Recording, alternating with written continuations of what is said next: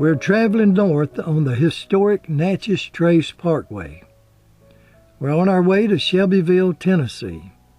We're trying to locate the grave of one of the most remarkable horses that ever lived. The horse's name? Jim Key. Even though Shelbyville is a racehorse country, Jim Key is not a racehorse. And in his day, Jim was worth more than any racehorse in the world. What made Jim so special? It's been said that he had the equivalent of a sixth-grade education. He seemed to actually understand a portion of the English language. Jim was the real deal. He actually was that smart. In order to understand Jim Key, we must understand his friend, owner, and trainer, Dr. William Key. William Bill Key was born into slavery in 1833. Some 29 years before the beginning of the Civil War. When Captain John Key of Murfreesboro died, he left a will, leaving a slave family along with 5-year-old Bill Key to his cousin, John W. Key of Shelbyville, Tennessee. Even at a young age, Bill had a love for animals, especially horses. It was soon evident to everybody that Bill had a special way with horses, and he was soon put in charge of their care. Bill became a favorite of the Key family, especially Martha, Mrs. Key. She taught Bill etiquette skills that he will use the rest of his life, and she allowed him to learn to read along beside her sons. Her husband's father was disabled, and she found that he was much calmer and more satisfied when Bill was around. It relieved Martha of having to deal with her sometime irate father-in-law. During the years before the Civil War, Bill read books on the care of animals. He even learned about pulling teeth. And the Key family slaves learned to depend on Bill for their own medical care. When the Civil War started, Bill was sent with John Key's sons to fight for the Confederacy. He was to see that the boys made it through safely. While at Fort Donelson, Tennessee, Bill built a log-covered dugout to stay in, and while the troops only had canvas tents. And when the Union bombarded the fort, the boys were safe in Bill's dugout, that they nicknamed Fort Bill. When Fort Donelson surrendered, Bill and the boys snuck through the enemy lines and located the Confederate forces of General Nathan Bedford Forrest. After the war, Bill returned with the Key brothers to the plantation in Shelbyville. They found Mr. Key had passed away, and the plantation was heavily mortgaged and in disarray. With the South in ruins, the only one capable of making money was Bill, because the local people remembered that he was one of the best animal doctors in the area. In those days, animals were extremely important to people. In some cases, it meant whether a family would be able to eat or not. Anyone that could cure a sick animal became very important. Bill had a special technique of showing kindness to all animals, and he had learned how to combine herbs for medicine. Soon he was in such demand he started his own animal clinic. He began selling his own patent medicine, Keystone Liniment. To show respect, the people began calling him Dr. Key. Bill made enough money that he paid off the mortgage to the Key plantation. Now it's said that Bill financially assisted the Key family all of his life. When Dr. Key was asked why he remained so close to the Key family that had once owned him, his answer was, "I was one of those fortunate men who had a kind master." 3 years after the war, Dr. William Key married Lucy Davison in 1868. They remained married for 17 years until her death at the age of 53 in 1885. While Dr. Key was married to Lucy, he developed a traveling medicine show where he sold Keystone Liniment. To aid his show, he trained dogs and small donkeys to do tricks using his technique of being kind to animals. Dr. Key by this time had become quite successful. he was able to own several other businesses using the money that he had made from his veterinary clinic and Keystone Liniment. That same year that he lost his wife Lucy, he was traveling through Tupelo, Mississippi, when he spotted a badly abused circus Arabian Bay mare. Dr. Key paid $40 for Loretta and began nursing her back to health, with Keystone Liniment, of course. His plans was to breed Loretta a strong Arabian Bay with Tennessee Volunteer, a standard bred stallion. He was hoping to get the fastest racehorse in the world. In the meantime, Dr. Key had married Lucy Davison's sister, Hattie. Unfortunately, Hattie will not live long, and Bill will soon lose his second wife. After Hattie, Dr. Key will marry Dr. Lucinda Davis. Lucinda had a medical degree from Howard University. She was one of the first black women to practice medicine in the state of Tennessee. Although Lucinda was a medical doctor, she shared the love of animals with her husband. In 1889, when Dr. Key was 56 years old, and he was hoping Loretta would produce a racehorse, instead he got a spindly-legged colt that found it hard to even stand. He even contemplated at one time of having the colt put down. But instead, the colt's mother, Loretta, died, and Dr. Key felt sorry for the foal. When the little horse refused to leave Dr. Key's side, he brought the colt in the house and made him a bed of quilts in front of the fireplace. Lucinda was very understanding about keeping a small horse in her house. Dr. Key by this time had named the colt Jim, after the town drunk, for the unstable way that they both walked.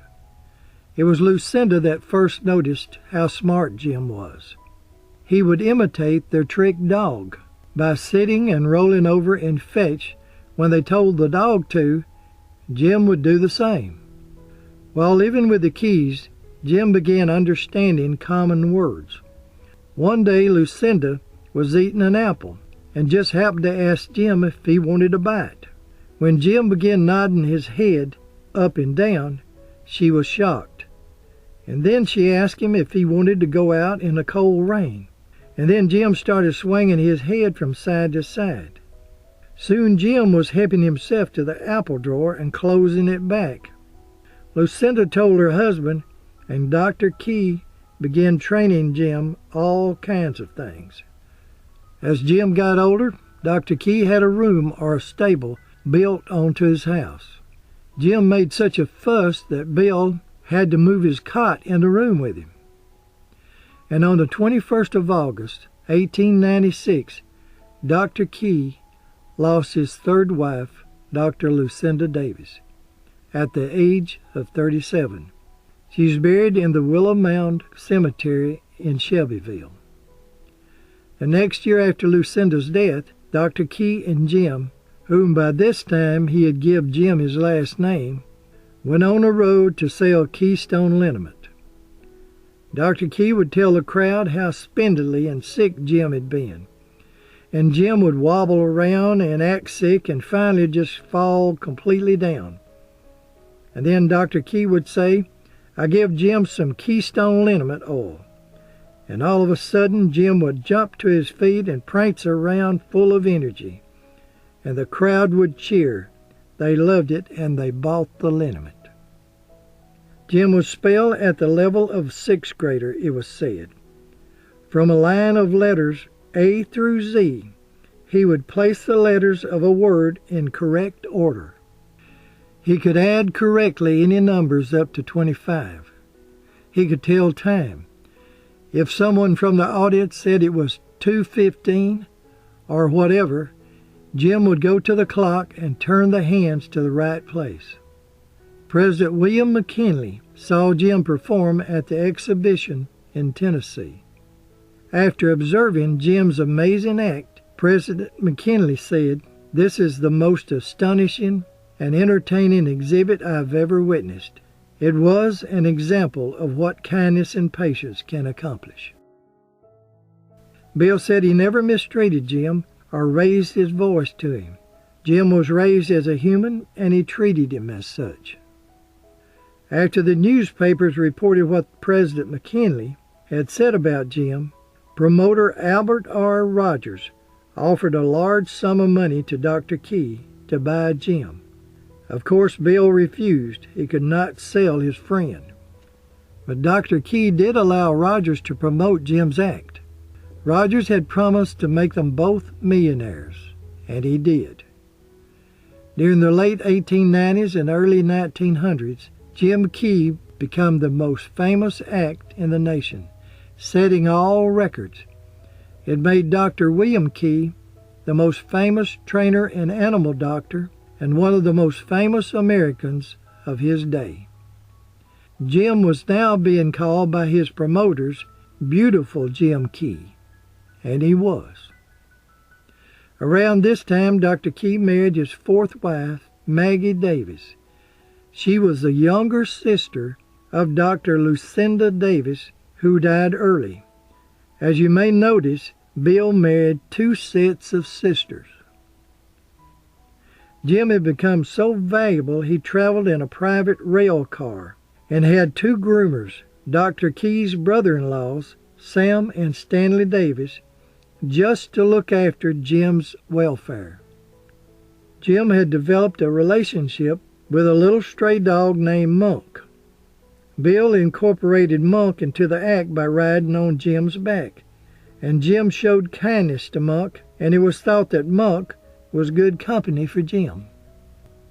Dr. Key and Mr. Rogers had promoted Be Kind to Animals, and millions of kids and grown-ups signed a pledge of kindness. This was something sort of new, for in those days where horses were considered to be a beast of burden. Jim Key was so amazing, many people thought it was a trick. In order to show that Jim was actually that educated, Dr. Key allowed him to be tested. Now this is an article from the Boston Globe on the 27th of October, 1901. It reads, "A number of professors from Harvard made a special trip to see Jim Key yesterday for the purpose of examining him from a psychological viewpoint. Some persons having expressed the opinion that the animal had been hypnotized. After a stay through 2 performances, during which the professors made a careful examination of Jim Key's mathematical ability, and also interviewing Dr. Key, the horse trainer, they came to the conclusion that Jim was simply educated." In 1904, the small town of Iuka, Mississippi, won the blue ribbon for having the purest water, and Pabst Beer won the blue ribbon for the best beer at the St. Louis World's Fair. Beautiful Jim Key was the biggest attraction at the fair, averaging as much as 20,000 visitors per night. One of Jim's more famous spectators at the fair was Alice Roosevelt, niece of President Theodore Roosevelt. When Jim was asked to spell Alice Roosevelt, someone yelled out, "What about her fiancé, Nicholas Longworth?" Jim quickly added Longworth to her name. By 1906, after their record-breaking season, Jim was affected by rheumatism, and Dr. Key was tired and his health was failing. Their plan was to rest a year at home and return to the road later. 3 years later, on 18 October 1909, Dr. William Key passed away at the age of 76. His funeral was one of the largest in the state, attended by both black and white mourners. Dr. Key is buried at the Willow Mound Cemetery. You simply go through the main gate and continue until the dead end, and then turn right. Dr. Key was on the left, only a few hundred feet ahead. He's buried next to his third wife, Dr. Lucinda Davis, and his last wife, her sister Maggie Davis, at his feet.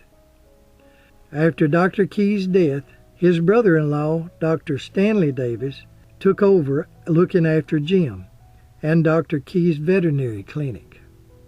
On a cool autumn day in 1912, 3 years after Dr. Key's death, beautiful Jim Key passed away at the age of 23. He was first buried in the front yard of the Key estate. And on October the 8th, 1933, Maggie Davis, Bill's last wife, will pass away at the age of 70. She'll be buried close to her husband, Dr. William Key. Maggie's relatives, years later, will move Jim from the Keys' home place to a beautiful, peaceful location some 3 miles south of Shelbyville.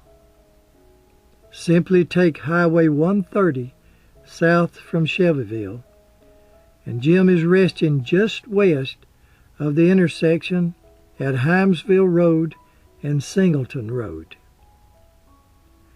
Jim is resting by himself, and many people in the area have no idea who beautiful Jim Key was, and the influence that he and his friend and owner, Dr. William Key, had on changing the attitude of the nation towards animals.